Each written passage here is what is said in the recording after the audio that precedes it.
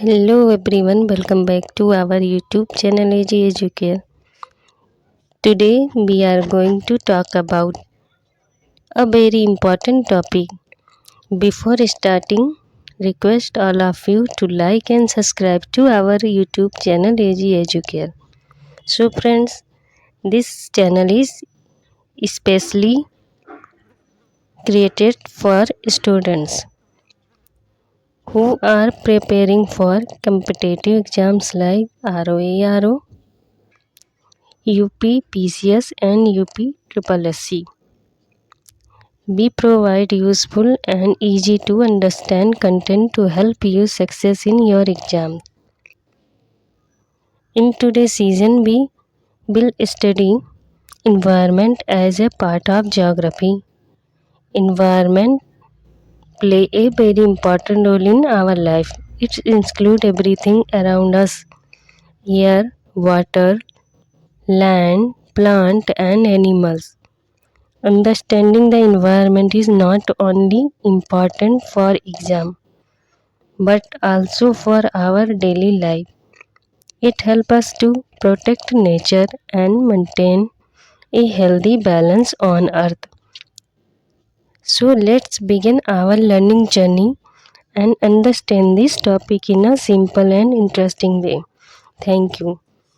तो दोस्तों, हम आज अपने वीडियो के माध्यम से, जैसा कि हमने शुरुआत में बता दिया है कि आज हम पर्यावरण के बारे में पढ़ रहे हैं,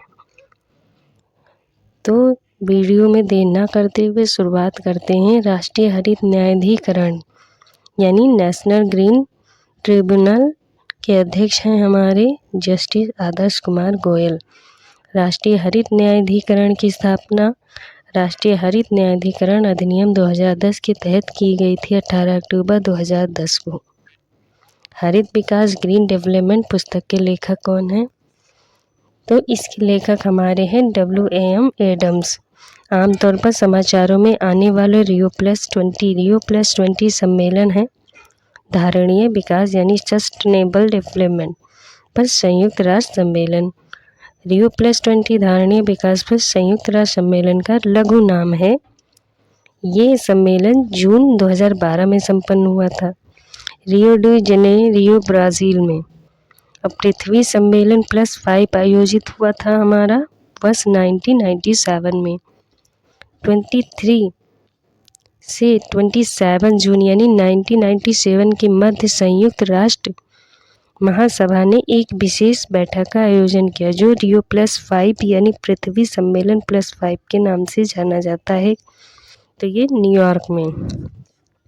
विकास की वो अवधारणा जिसके तहत हम वर्तमान की आवश्यकताओं के साथ साथ भविष्य की आवश्यकताओं को भी ध्यान में रखा जाता है, तो ये होता है हमारा धारणीय विकास के अंतर्गत।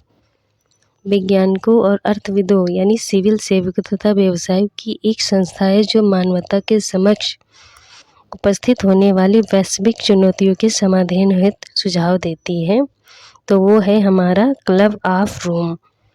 अर्थ समिट यानी पृथ्वी शिखर सम्मेलन स्टॉकहोम सम्मेलन की 20वीं सदी यानी 20वीं वर्षगांठ मनाने के लिए आयोजित किया गया है। इसमें से सम्मिलित देशों ने धारणीय विकास के लिए कार्यवाही योजना स्वीकृत की है जिसे जाना जाता है एजेंडा 21 के नाम से।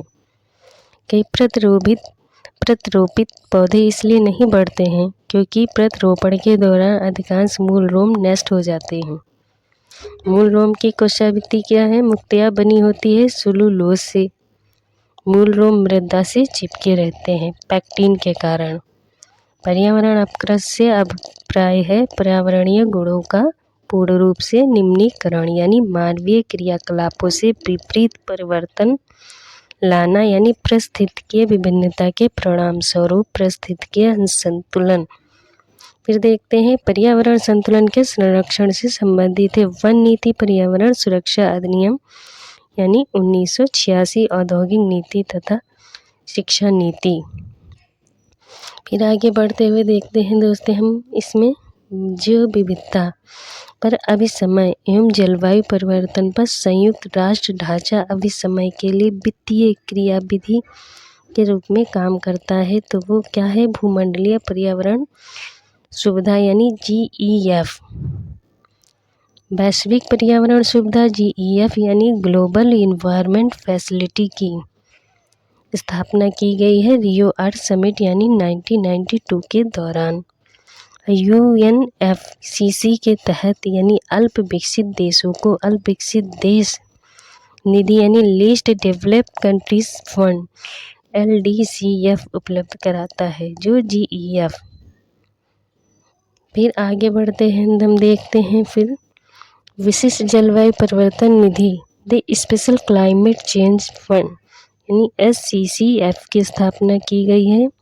तो COP7 की बैठक यानी मार्केट से प्राप्त निर्देशों के आधार पर वर्तमान में GEF की मुख्य कार्यकारी अधिकारी व अध्यक्ष हैं नाइको ईसी।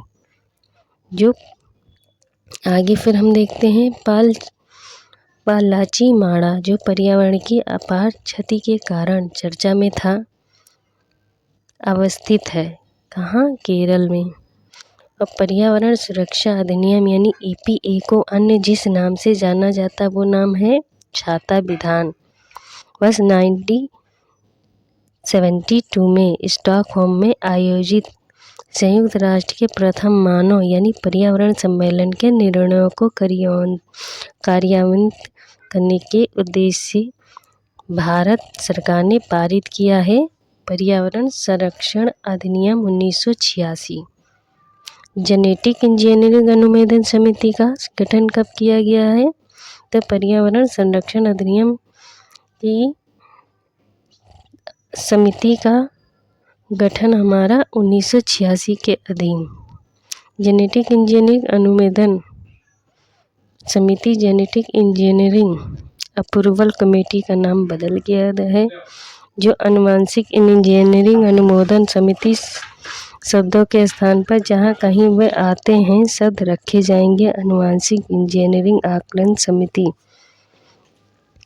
अपने वार्षिक सर्वेक्षण के परिणाम के रूप में नेशनल जियोग्राफिक सोसाइटी एवं अंतर्राष्ट्रीय मतदान कंपनी ग्लोबल स्कैन ने ग्रीन इंडेक्स 2009 स्कोर के तहत भारत को शीर्षक स्थान दिया है। वो स्कोर है विभिन्न देशों में पर्यावरणीय रूप से धारणीय उपभोक्ता व्यवहार का मापक। भारत में कृषि पर्यावरण के अनुकूल दीर्घस्थायी विकास के लिए जो रणनीति सर्वश्रेष्ठ है वो मिश्र संयन कार्बनिक खाद्य नाइट्रोजन यौगिकार और पौधे और कीट प्रतिरोधक सस्य किस्में।